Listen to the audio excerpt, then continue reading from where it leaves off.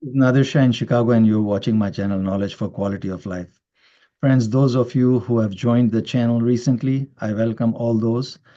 And today's topic is sharing one of the experience which I have gained over the years, particularly in reference to my mom's case. So I'll be comparing two lipid profiles, two lipid panel cholesterol profiles with you, uh, and out of which one was given a statin drug and one wasn't.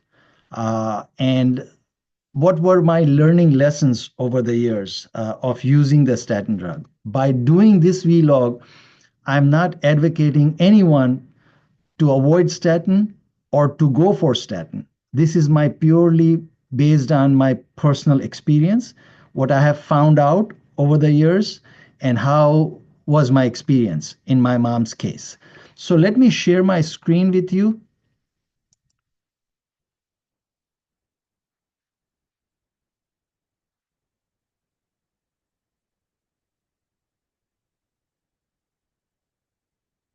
So what you're seeing here is comparison of two lipid profiles, two cholesterol profiles. This on the left side, this is my mom's. This was in 2000. And this is my profile on the right side. Again, I took the data from 2000 as well, so I can compare apples to apples. That what were the circumstances. So now here, if you see the total cholesterol, this is a standard lipid panel, which we are familiar with. 300, and it according to the standards, current standards, we should be less than 200 total cholesterol. Of course, in milligram per deciliter units, unless somebody is working in different units, in metric system, like countries like Canada or international units in other places. LDL was 198, and it should be less than 100 according to the current standard, US standard. HDL was 93, and it should be greater than 50 milligram per deciliter for females. And triglyceride was 45. It should be less than 150 milligrams per deciliter. In my case, his total cholesterol was 166, LDL was 121, HDL was 27, pretty low, which I have mentioned in my previous vlogs that how I improved over the years. And my triglyceride was 90. So now this is a standard lipid panel, and this is based on 1972 formula, 値-Wahl equation, which gives you a total cholesterol equals to LDL plus HDL plus 1/5 over triglyceride. So there are some assumptions made here because, this is one equation and you have four unknowns. So there are some approximation and some estimations made to solve this equation. And there were some shortcomings. Over the years, people have realized, particularly at Johns Hopkins, they did quite a bit of work. And I'm not going to go into the details of the mathematics, but here some limitations were listed. Now, when this profile was looked by my mom's primary care doctor, and she said, whoa, she has a very high cholesterol, and we need to give her statin drug. So, I had no idea about it. Whatever the doctor said, I took it at a face value. And I said that, okay, doc, whatever you feel is better for my mom, and, go ahead and use the statin drug. So she prescribed 40 milligrams of simvastatin. So she started taking it. Now, remember that, my doctor never prescribed me any statin in this case because, I was in the good books. It was less than 200, of course, a little bit over here. And he said that, since you don't have any history of heart disease in the family, it can go up to 130. Under 130 is okay. So I said, okay. And HDL was 27, and he recommended niacin at that time. And I didn't want to take the niacin, and, whatever the protocol he mentioned, I did it. And it budged close to 33. That's it over the years. And then my triglyceride was 90. Now, if I look at this profile, I'm pretty much okay from doctor's perspective in good books because, I was not given a recommendation of statin drug, but my mom was. So she started taking the statin drug. Now, she started taking the statin drugs for almost 10, 11 years. And let me stop share here and I'll come back. So she started complaining after some time, a few years, that, my joints are aching, I have a muscle spasm. And, when she was recommended statin drug, she was 75 years old. And I didn't realize that, there's no much benefit at that time of that old female. So I was kind of like discounting the idea of, muscle spasm, joint ache. I said, Mom, you are aging, so this is part of the aging process. And to be honest with you, I discounted it. I said that, maybe it didn't dawn on me that, it could be because of any side effect. Then after some time, me and my wife both realized that, she used to forget short-term things. Like, whatever we were talking in the house, and, after some time, she would say that, I don't recall, I don't remember that this is being discussed. And I started getting concerned a little bit that, why it's happening. My wife noted the same thing. And then at this point, I started reading literature vividly and looking for some answers. So I started going to each and every website, each and every forum, because, I realized that my mom is not the only senior in the town. There are a lot of seniors, and, a lot of people have these cholesterol issues, what they are going through. So I went to AARP forums and, all the senior forums, and started reading about it, and going to the website of National Institute of Health, that what the research says. And then I started looking for her drugs as a side effect. So she was taking blood pressure medication and statin drug. That's it. So when I started looking at the side effect, and in some folks, and people complaining, typical about on all forums, these three side effects which she was having: muscle spasm, joint aches, and short-term memory issues. And at that time, I realized that something needs to be done. And while I was doing vivid research, I came across a lot of stuff. It was a learning curve for me, and too many things I have come across. I looked at it. Dr. William Davis, I read about his books and his papers. Dr. Krause, many experts in this field, and at that point I came across NMR Lipoprofile Test. That is a very accurate, because this standard lipid panel which I just showed you, it measures the cholesterol, and cholesterol, we know that it's a waxy substance, it's a fat, and it gets packaged into the particles, and that particle carries the cholesterol to the cellular level, and for the proper processes and functionality of it. So I wanted to find out that how the particle distribution in my mom's case, and based on NMR, I read details about it.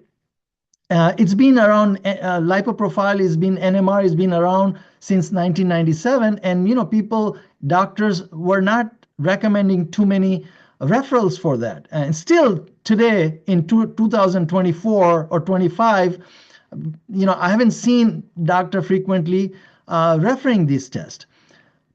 Honestly, if I say something about standard lipid panel, it's outdated. I don't even do nowadays standard lipid panel, which I just showed you. Either I do NMR lipoprofile or advanced lipid panel cardio IQ, either one. I personally like advanced lipid panel cardio IQ because it gives you more information than the NMR. So I did actually run NMR lipoprofile. on my mom's, lipid panel, and myself, my wife, all the kids. And what I saw, it's amazing. Let me share with you the screen, next one.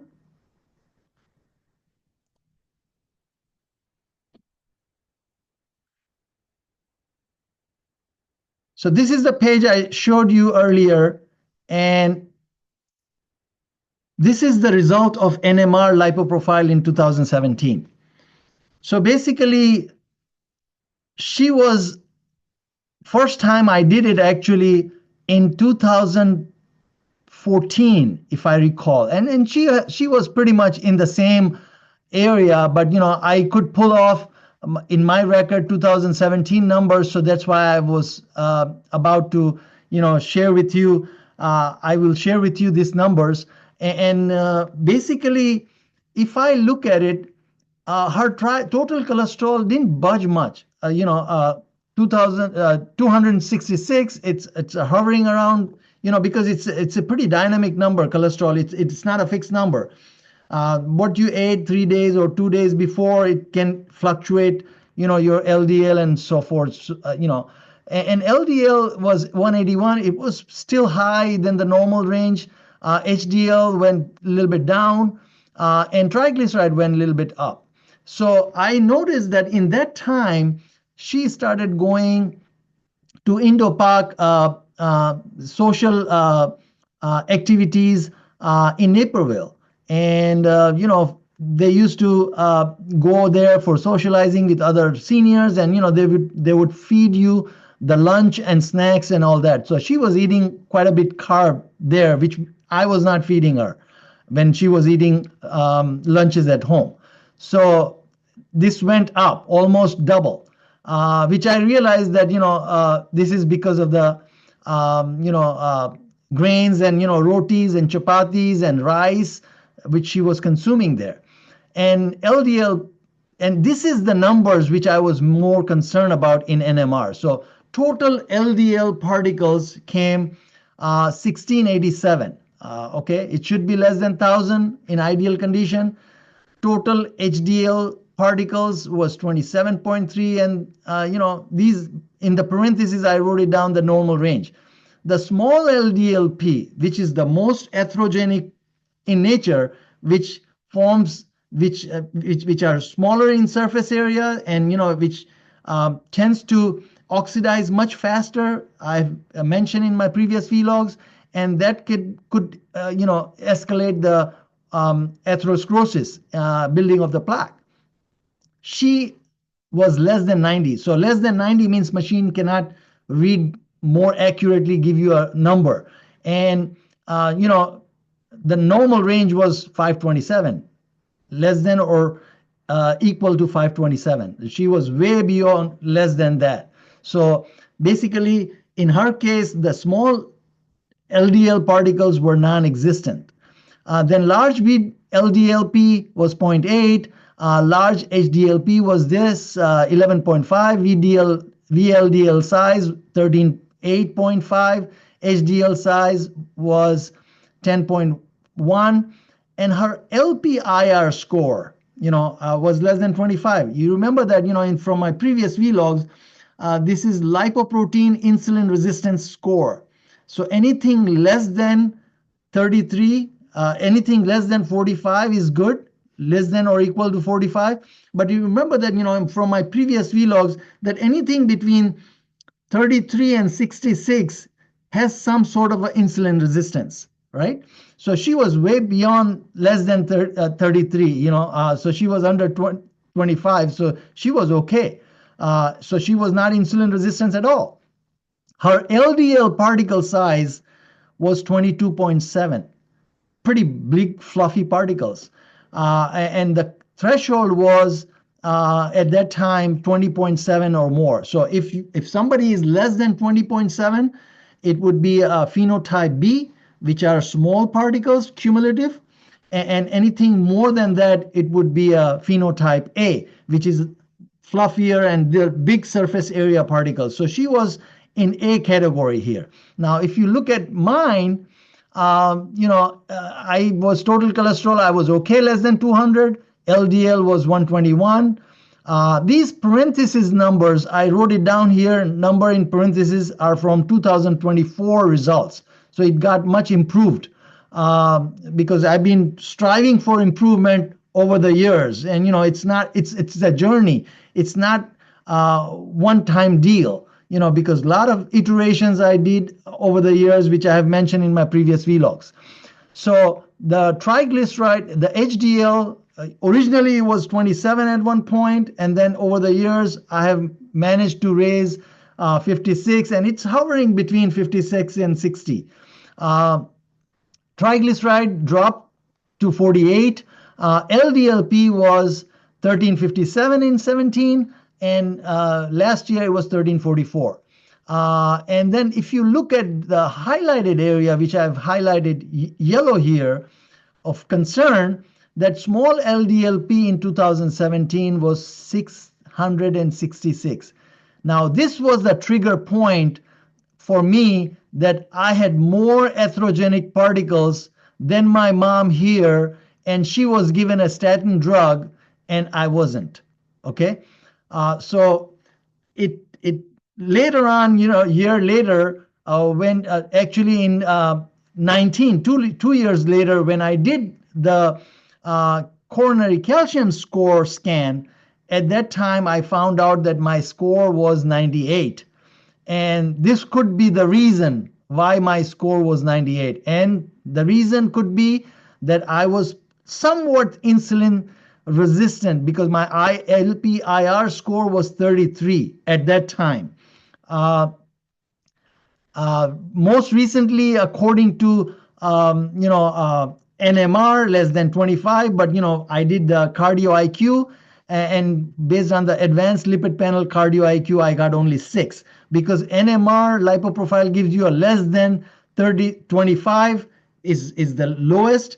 It means that you can be anywhere, but cardio IQ gives you a exact number. So I was at 6. So I'm pretty insulin sensitive. Now, my particle size was in 2017 was 20.9. So I was barely cut off in the A category. You see that 20.7 and above was the A category, and I was 20.9 nanometers. Now, over the years, last year, I was at 22.23. So it's quite a bit increasing. So over the years, I have managed to increase my particle size. So basically, through the lifestyle, through the diet, I was able to improve my particles to the fluffier side rather than a smaller side. So this is a quality change completely. Now, at that time here, I was given when I saw the cardiologist with this number, 666, and my coronary calcium score of 98 in 2019, he said that, Mr. Shah, you have to take the statin drug, period. And I asked him that, is there any lifestyle modification that I can do, which would change something? And he said that, no, you can't do anything. This is the only thing you can do, to take the statin drug. Because, through the literature, I found out that statin has many side effects as well, which I have seen in my mom's case. Luckily, my mom was not insulin, resistant, because eventually, what happens that sometimes, people who are on statin drugs, their glucose level tend to increase. And after sometimes they become diabetic as well. And in my mom's case, she was very much cautious from her side for the sweets and sugar she was eating. She was very health conscious from the day one. The only thing was that she was not nutritious driven. She was because I don't blame her, because she was not understanding in scientific terms that how the nutrition does things to your body. So at one point, she was saying that why my prescriptions are going, up. Because whenever you take me to the doctor, and my prescription just gets added. And I said, Mom, you chose to ask the prescription because you are asking for it. Doctor is not giving you by default. You are asking for it. And she would say that, how I am asking for it. I said, well, God has created two types of pharmacy. One is the natural pharmacy and one is the man-made pharmacy.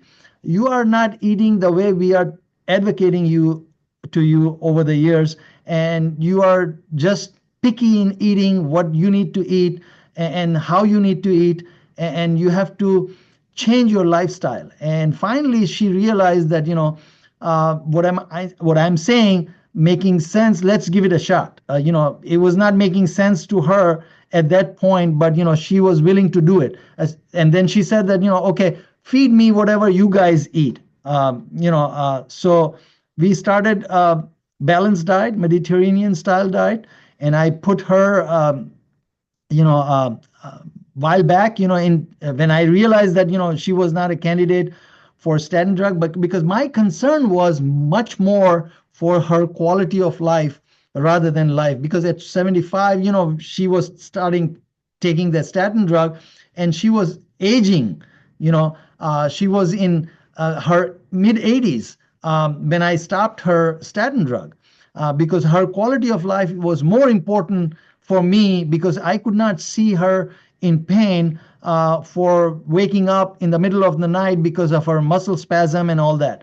So I changed her diet completely. Whatever we were eating it as a balanced diet, and I included the protocol which I have been using, vitamin D, vitamin K2, magnesium, and everything.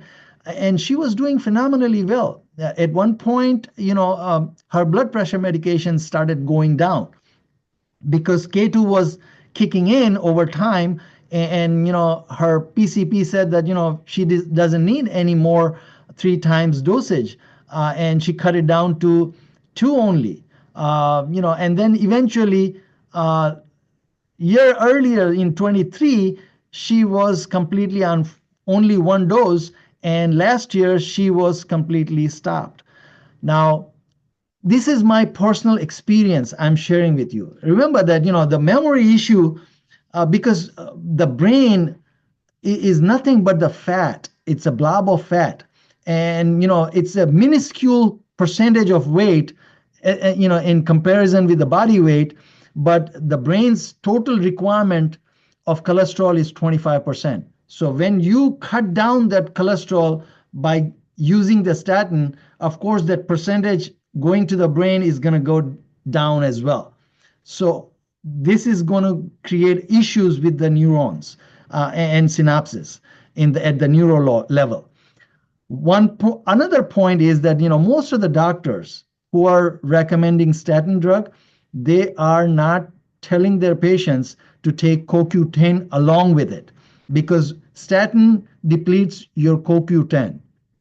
CoQ10 is the body which produces, and it's an energy source in the mitochondria. So you have to have enough CoQ10, and you can supplement also. Diet provides you, if you have a balanced diet, animal source, and variety of vegetables, and meat, and chicken, etc. You can get quite a bit of your CoQ10. But if you are on statin, talk to your doctor that you are going to deplete. There's a ton of literature on that. That you are going to deplete your CoQ10. So if you have to take the statin drug because of your family history, if your doctor feels that you need to take it, then make sure that you talk to your doctor to supplement along with the CoQ10, because you don't want to deplete your CoQ10 along with the when you are taking the statin. So these are my few thoughts on this subject, and all I'm saying here is that make sure that the entire profile is in front of you before you make a call along with your doctor that statin is the route you want to take. Because sometimes or mostly I've seen that, statin increases your calcium coronary score as well, because it stabilizes the plaque, so it solidifies so that, there is no rupture. But at the same time, you don't fix the root cause why the atherosclerosis is being formed. Of course, that bulge, which is on the endothelial layer, is going to rupture one day. So create an environment, make sure that you are insulin sensitive. Your inflammation is not there. So the first thing happens in heart disease progression is the endothelial layer which gets compromised. If there is a lesion in the layer, that's where the game plan begins. And try to keep your inner lining of your arteries as pristine as possible so that this may not appear going forward. So this is a lifestyle thing to the best of. There are very few candidates, probably percentage-wise, where the statin needed because of the genetic makeup and stuff like that. You can talk to your doctor, but I think personally that statin is overprescribed, not looking at the entire risk, because by just looking at the total cholesterol number, one shouldn't be recommending the patient the statin drug. And patient needs to update their knowledge to understand that, what am I doing? Because, historically, I've seen many trials that, one trial, meta-analysis of one big trial showed that, it added about 3 to 4 days extra by taking the statin drug to your life. Now, the question is that, whether it's few days, few weeks, few months, is it worth it as compared to the quality of life?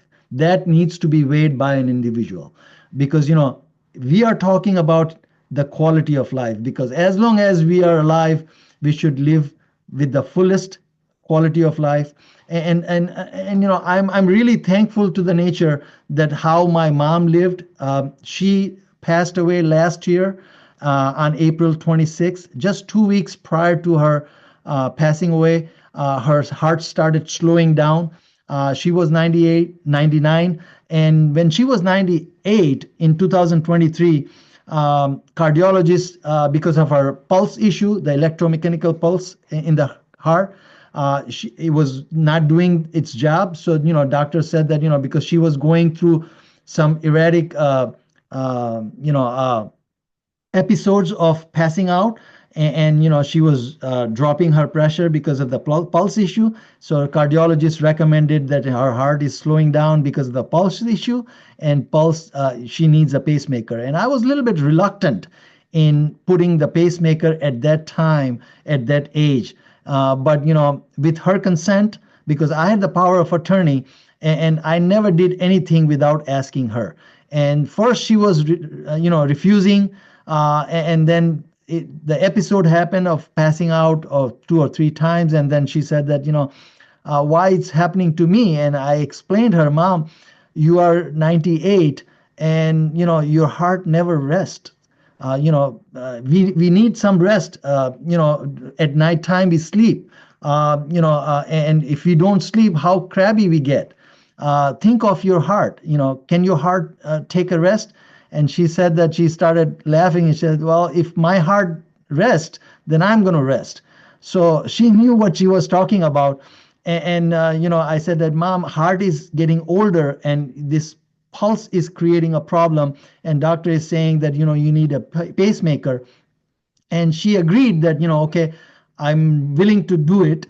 And then when we implanted the pacemaker, doctor came few hours before doing the echo and checking the final, echo. And doctor said, that surprised me quite a bit. And doctor said that I wish I could have your mom's heart when I'm 98. And I asked doctor that, what made you say that? And he said that, at this age of 98, we normally see some sort of a calcification around the valve area, but I don't see any. So it means that, my mom's heart, the valve area and, the arteries were pretty much clean for that age. And just a number doesn't dictate that, you need to get a statin. That's what my learning was. So, and based on that learning, I decided that I'm not going to take any statin drug. And, it took me less than 6 months to improve my lipid panel and everything. And, as I mentioned in the previous vlogs of my coronary, that I stopped the progression. I turned the corner and I stopped the progression of my calcium score, because you remember that, that 666 of my small LDL-P dropped to 182. So that is close to 73% drop. I don't recall, or I haven't read any literature that, any drug can do that kind of an impact. So lifestyle modification and your diet has that kind of a power. I hope you have learned something. If you have any questions, concerns about the, stuff that I shared, please ask me in the comment section. I'll try to respond to you. See you next time.